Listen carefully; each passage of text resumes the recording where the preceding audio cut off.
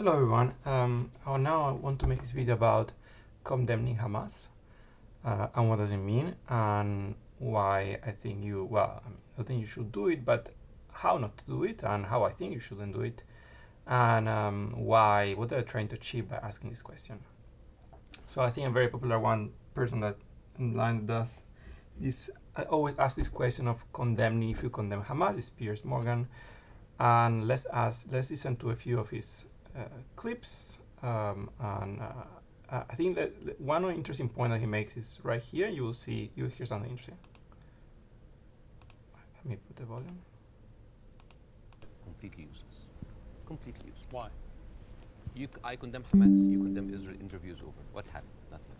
It is just checkpoint, like morality checkpoints. But I've interviewed a lot of pro-Palestinians, for example, some of whom will immediately say, I unreservedly condemn the terror attacks of October the 7th, and then go on to criticize Israel. And I think that's it's a position I can completely respect.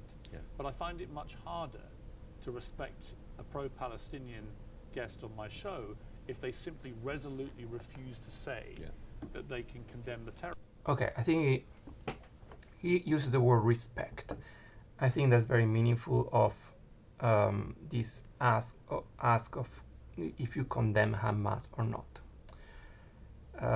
All these wars and these kind of atrocities are not based on reality facts. They are opinions. That's why when you actually get to talk with people trying to focus a bit more on the facts, you often get into where I just don't like them kind of situation. They are animals. No, they are not just intrinsically not worth of any empathy. So as a consequence, they must be killed. And when you try to argue on some facts, then you are on their side. It's never about a fact. It's always about their feelings, basically. And that's what he's saying. And that's why very often they try to make you feel very uncomfortable. They try to make you feel, somehow there's something wrong with you because you don't align with their feelings. And this asking you to condemn Hamas is the same as trying to align you and force you to align in their morality. But that's the problem. Your morality doesn't necessarily match with their morality. Let's listen to some of the clips that I have right here. No, not here. This forward. Sorry. No, this. So in this case, she's asking also again the same things about condemning Hamas. Do you condemn 9/11? That's such a ridiculous It's a yes question. or no. This it's is yes an or no. interrogation It's of yes I'm a or New no. York City. Well, actually, it's a It's yes simple or no. question. Of course. No, it's a, of Can you course. stop deflecting questions? She said It's of course. ridiculous. So what is the difference between Israel's 9/11? I'm not here to. Is she the It's a interviewer or question. are you? Actually, she's raising. I think the point she's making, unless I'm wrong, is if you condemn that, why won't you condemn what Because happened? that was Israel's 9/11. I'm not here to answer her questions because Can you ask her that Palestinians for are me? the only people we did this on last earth. week. I will now ask what Emily just asked, because it's actually a valid question. It's Israel's 9/11. If you're happy to publicly condemn 9/11, why are you not happy to condemn Israel's 9/11? In fact, it was a lot worse statistically. 9/11 is Palestine's 24/7. That's completely Let me bring in Louise. absurd. Let me bring in Louise here. I found it really shocking. I have to say that your organisation within our lifetime said. Okay, so I think that's very interesting. This try to compare 9/11 to October 7th. So, and this is exactly a fight on morality, and one type of morality trying to impose itself over the other. And the girl doesn't have a good reply to it. And one of the things that I often see that everybody tries to kind of talk about it and try to say what they think. But I think instead we should just focus on one single thing and asking questions. Ask as many questions to understand how are we not aligned. So again, he's using the cultural common understanding of 9/11, who affected them, and it was much more clear cut. But the situation in which this happened was not was not the same as what's happening with Palestine and Israel, no, and also the response of U.S. was not the same as what's happening with Palestine and Israel. As much as I was against that war, I think was again created lots of unnecessary death, it was a very, very different situation. And this the thing is how by condemning Hamas, they mean something very specific. What it means that they are awful, they are evil, and so they deserve death. And once you accept that premises, it's very, very hard to argue with it. On the other side, well, like you see here, you try to avoid this condemnation, and again, they're gonna accuse you. You're not gonna give you their respect. You know, they're gonna put it on a moral kind of footing. Is something wrong with you? No, intrinsically wrong with you because effectively you're killing people. Not very nice. But I think what we often lack the ability to understand is how again we can align these two moral horizons. So I cannot say I condemn Hamas because in a way you're trying to use that towards justifying everything that Israel does. But on the other side, Israel has done a much worse, committed much worse crime in my opinion to what Hamas has done. So what I will do is, what I try to do is to focus on, okay, let's focus on the what are our disalignments here. And it's not, shouldn't be about, well, I don't want to say it because I don't like it because in a way I know you're setting a trap for me. You can also say it, but let's try to understand together how we disalign. You know, if you want to start a conversation, let's have a conversation about where is this alignment. And finally, where I will focus is, okay, for you, these 1,000-something people that died, that's a terrible crime. For me, at the very least, 40,000 people that die is a terrible crime on this person per person, same magnitude. So for me, the crime that Israel is committing is around 20, 40 times worse than whatever Hamas is committing as a crime. So when I condemn Hamas, you make it very absolute.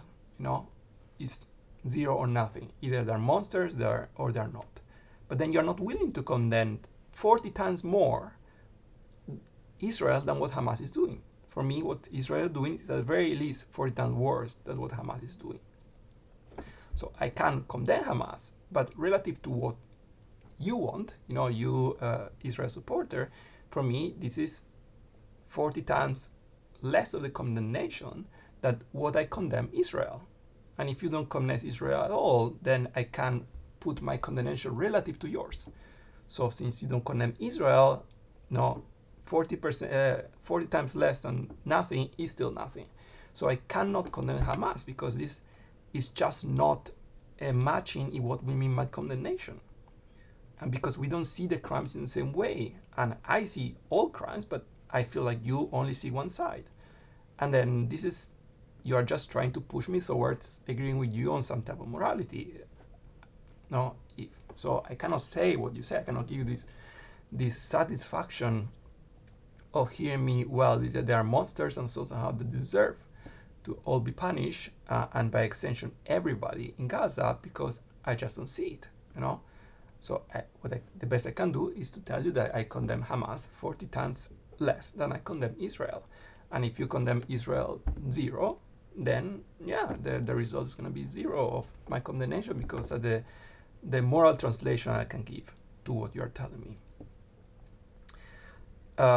So the other strategy is also try to understand if they're open to it is why do you want to know that? I mean, what's the usefulness? And I think that's very interesting what the first person talked about, which actually he's very smart guy. What's the point of having this condemnation? I show you my car, you show your car, and we are all happy, just keep talking about nothing and having no consequences. So why do you want that? Why do you want to know that I condemn Hamas? And in a way, if the other person is open, I think it's always very difficult. Sometimes you really find people who are going to be just assholes, and there's nothing you can do about it. But if the person is mildly honest, and you can start a mildly honest conversation where they are mildly interested in actually understanding what is that you want to know, and what is your position, and try to have some empathy towards at very least you, then you can start asking, okay, why do you want to know that? Let me try to understand. I want to have a clear conversation. I feel that very often these conversations just go absolutely nowhere. very often conversations go absolutely nowhere. And so in order to stop wasting our time, let's try to understand that how can we communicate on a equal footing. Now I have a communication in which what you say translates to what I say, and what I say translates to what you are saying. Otherwise, we are really just wasting our time here. No? And as much as possible, have some kind of plan. I think what the girl does here is she doesn't really have a plan. I mean, she's attacked on all sides. This environment, of course, is very, very stressful, so it's very hard to do it. And Piers Morgan always sounds like he's such a judgy individual, and older people. So if you don't have a lot of calm, and try to focus on few important things. Focus on few important things. No, very often what they say they hear, I don't know. No, that's not true. I don't know. Okay, deflect. Try to deflect what you don't know. Now try to focus on few fundamental issues that in a way are hard for them to disagree with. And put it on the, okay, let's talk not about necessarily the actual fact, because we have very little power on the actual fact, but more about let's try to understand each other, because that's something you can work with them right now. No, the whether that thing exists, whether it's bad or not, is a matter of interpretation, but understanding each other is far less interpretable. It's whether they want to understand you, or whether you want to understand them.